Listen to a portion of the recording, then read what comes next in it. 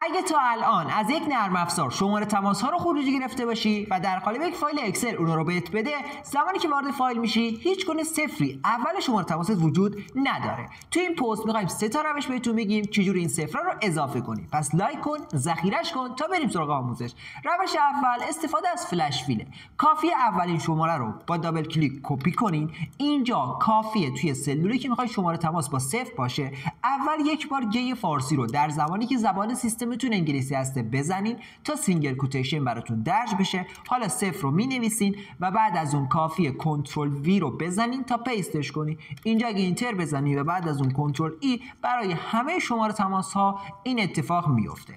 روش بعدی استفاده از اند هسته. کافی اینجا مساوی رو بزنین، بعد از اون یه دونه صفر میذاری، از اند استفاده میکنی و شماره تماس رو بهش میدی. حالا اگه اینتر بزنی این شماره تماس میاد، میتونی دابل کلیک کنی تا برای بقیه هم اتفاق بیفته. روش سوم یکم سخت‌تره و تابه های در واقع تکست هسته که شما کافیه به جای شماره تماس مساوی رو بزنی تا به تکست رو فراخوانی کنی. اولین گزینه شماره رو بهش میدی، همون شماره بدون صفرت رو یه دونه کاما میزنی، دابل کوتیشن رو میذاری و بین دابل کوتیشن دقیقاً باید 11 تا دونه صفر بذاری و تا این اتفاق براتون بیفته. الان اگه اینتر بزنی، اینجا یه دونه دیگه بذارم، الان اگه اینتر بزنم برای من اتفاق میفته. اگه این ترفندها برای شما مفید بودن، همین الان پست رو لایک کن، ذخیره‌اش کن، برای دوستات ارسال کن تا اونم از این پست استفاده کنن. و اگه می‌خوای ترفندهای بیشتری از اکسل رو یاد بگیری، حتما پیج منو دنبال کن.